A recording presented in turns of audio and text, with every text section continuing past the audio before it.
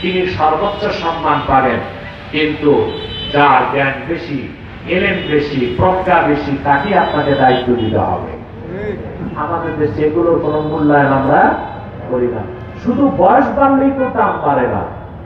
একটা শকুন বাঁচে কয়েকশো বছর, আর একটা রয়্যাল বেঙ্গল টাইগার বাঁচে সর্বোচ্চ 70 বছর। দাম বেশি কেন? কথা বলেন। একটা দুই সাপ বাঁচে 700 বছর। কত বছর? 700 বছর। আর ময়ূর বাঁচে কয়দিন? 50 বছর। দাম বেশি কেন? ঠিক কিনা? শুধু বয়স বাড়লেই দাম বেশি এটা বলা যাবে না। ইলম যার বেশি, দাম তার বেশি। এটা ছিল আমাদেরও যুক্তি, ফেরেশতাদেরও যুক্তি। তাদের কথা আমাদের ইলম বেশি হবে, আদমের চেয়ে আমাদের দাম বেশি হবে।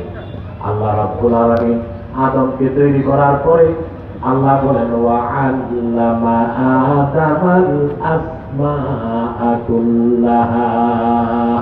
আল্লাহ আদমকে সব কিছুর নাম শিক্ষা দিলেন, তার মানে তাকে ইলম দান করলেন। কি দান করলেন? ইলম দান করেছেন। এবার শুরু হলো পরীক্ষা এবং প্রতিযোগিতা। দুনিয়াতে না, জান্নাতে। একদিকে আদম, আরেকদিকে বিলিয়ন বিলিয়ন ফেরেশতা। আল্লাহ এবার হাতে কলমে শিক্ষা দিলেন ফেরেশতাদেরকে, আসলে এলেন কার বেশি, ফেরেশতাদের না আদমের? তাতেই তো তারা মেনে নিতে দাম কার বেশি, ফেরেশতাদের না আদমের? প্রাণ ধরে বলেন সুবহানাল্লাহ।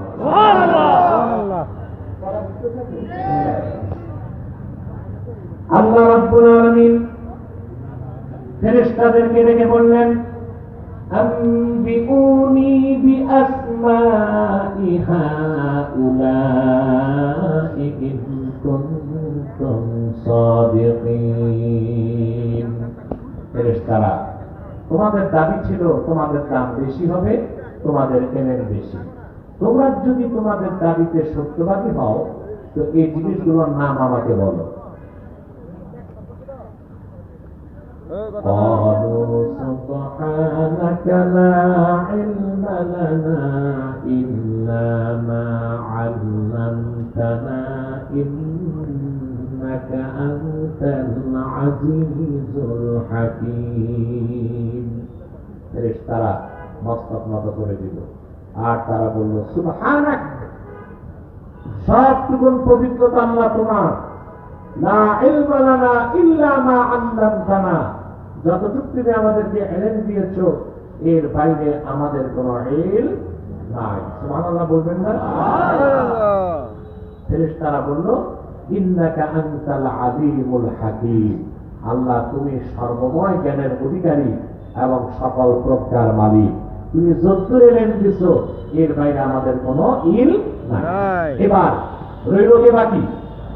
আদম। আল্লাহ তাকে ডাক দিয়ে বলবেন قال يا آدم أنبئهم بأسمائهم فلما أنبأهم بأسمائهم قال ألم أقل لكم إني أعلم غيب السماوات والأرض وأعلم ما تبدون وما كنتم تكتمون। আল্লাহ যখন আদমকে বললেন তুমি বলো, আদম আলাইহিস সালাম পৃথিবী সৃষ্টির সূচনা লগ্ন থেকে কিয়ামত পর্যন্ত যত কিছু অস্তিত্বে এসেছে আর আসবে সব কিছুর নাম বলে দিলেন। এলেম কার বেশি প্রমাণ হলো? দাম কার বেশি প্রমাণ হলো? মানব জাতির যুক্তিতে না ফেরেশতাদের যুক্তিতে? এইবার আল্লাহ পাক সম্মানটা কিভাবে, আদমের সম্মানকে প্রাতিষ্ঠানিক রূপ দেবার জন্য আল্লাহ তাআলা বলবেন وَإِذْ قُلْنَا لِلْمَلَائِكَةِ اسْجُدُوا لِآدَمَ فَسَجَدُوا إِلَّا إِبْلِيسَ। আল্লাহ পাক বলেন মুহাম্মদ সাল্লাল্লাহু আলাইহি সাল্লাম স্মরণ করুন আপনি সেই সময়ের কথা, আদমের শ্রেষ্ঠত্ব যখন প্রমাণিত হয়ে গেল ফেরেশতাদের উপর, আমি ফেরেশতাদেরকে ডাক দিয়া বললাম যেহেতু আদমের এলেম বেশি, দাম বেশি, আদমকে তোমরা সবাই সাজদা করো। সবাই সাজদা করলো, শুধু করলো না ইবলিস। এবার আমি আমার কথা বোঝাতে পারবো। প্রায় 40 মিনিট আলোচনা হয়ে গেছে ইতিমধ্যে, আলহামদুলিল্লাহ। সেটা কি? সেটা হচ্ছে যে আদম যে শ্রেষ্ঠত্ব পেল তা কি জন্য? নূরের ফেরেশতার উপর আদমের দাম বাড়ছে কেন? আমার দেশের অনেক বক্তারা বলে নূরের চেয়ে মাটির দাম বেশি। কেন? বলে আদম মাটির তৈরি, ফেরেশতা নূরের তৈরি, নূরের তৈরি ফেরেশতা মাটির আদমকে সাজদা করছে। আরে নির্ভর, মাটি দিয়া বানাবার কারণে ফেরেশতারা আদমকে সাজদা করে নাই, বরং আদমের মধ্যে যে এলেমের নূর ছিল ওই নূরকে নূর সাজদা করছে, মাটির আদমকে সাজদা করে নাই। আদমের দাম বেড়ে গেছে ইলমের কারণে, বলেন সুবহানাল্লাহ। তাহলে শ্রেষ্ঠত্বের মানদণ্ড কি? ইলম। সুবহানাল্লাহ। সেজন্য বলি ভাইরা, প্রকৃত মানুষ যারা শ্রেষ্ঠত্বের মানদণ্ডে উত্তীর্ণ, প্রথম হচ্ছে তাদের ঈমান থাকতে হবে, ঈমানদার হতে হবে। সুবহানাল্লাহ। আল্লাহ পাক সূরা 3 এর মধ্যে তা বলে দিয়েছেন, লাকাদ খালাকনাল ইনসানা ফি আহসানি তাকওয়িম। কোন সন্দেহ নাই, নিশ্চয় আমি মানুষকে তৈরি করেছি সবচেয়ে সুন্দর গঠনে, আকারে, সূরতে, আকৃতিতে। তুম্মা রাদাদনাহু আসফালা সাফিলিন।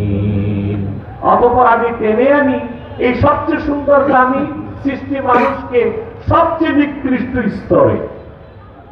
ইল্লাল্লাযীনা আমানু ওয়া আমিলুস সালিহাত, তারা ছাড়া যারা ঈমান এনেছে এবং নেক আমল করেছে, ফালাহুম আজরুন গায়রু মামনুন, তাদের জন্য রয়েছে আজরুন গায়রু মামনুন, আজরুন গায়রু মাকতুব, নিরবিচ্ছিন্ন পুরস্কার।